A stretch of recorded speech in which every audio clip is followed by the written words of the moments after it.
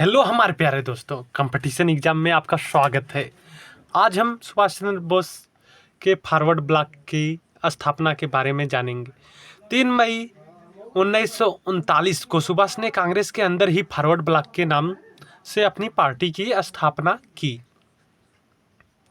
कुछ दिन बाद सुभाष को कांग्रेस से ही निकाल दिया गया।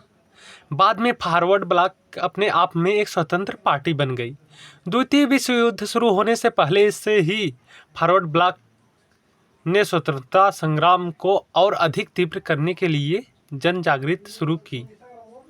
3 सितंबर 1939 को मद्रास में सुभाष को ब्रिटेन और जर्मनी में युद्ध छिड़ने की सूचना मिली।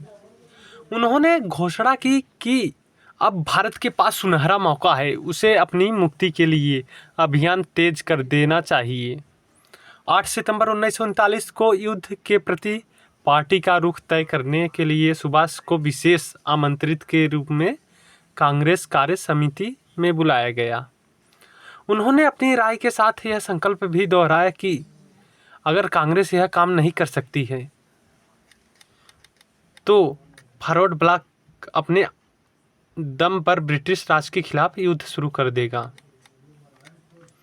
अगले ही वर्ष जुलाई में कलकत्ता स्थित हालवेट स्तंभ, जो भारत की गुलामी का प्रतीक था, सुभाष की यूथ ब्रिगेड ने रातों रात वह स्तंभ मिट्टी में मिला दिया।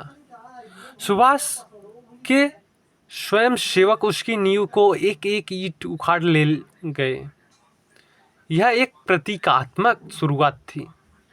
इसके माध्यम से सुभाष ने यह संदेश दिया था कि जैसे उन्होंने यह स्तंभ धूल में मिला दिया है, उसी तरह वे ब्रिटिश साम्राज्य की भी ईंट ही से ईंट बेचा देंगे। इसके परिणाम स्वरूप अंग्रेज सरकार ने सुभाष सहित फॉरवर्ड ब्लॉक के सभी मुख्य नेताओं को कैद कर लिया। द्वितीय विश्व युद्ध के दौरान सुभाष जेल में निष्क्रिय रहना नहीं चाहते थे। सरकार को उन्हें रिहा करने पर मजबूर करने के लिए सुभाष ने जेल में आमरण अनशन शुरू कर दिया। हालत खराब होते ही सरकार ने उन्हें रिहा कर दिया, मगर अंग्रेज सरकार यह भी नहीं चाहती थी कि सुभाष युद्ध के दौरान मुक्त रहे। इसलिए सरकार ने उन्हें उनके ही घर में पर नज़रबंद कर बाहर पुलिस का कड़ा पहरा बिठा दिया। नज़रबंदी से पलायन।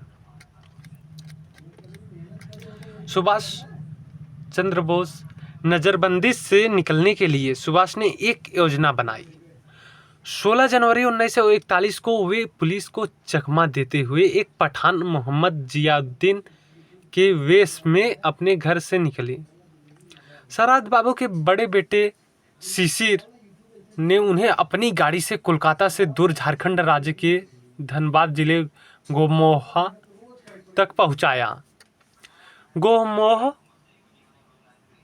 गोमोह रेलवे स्टेशन वर्तमान में नेताजी सुभाष चंद्र बोस जंक्शन गोमोह से फ्रंटियर मेल पकड़कर वे पेशावर पहुंचे।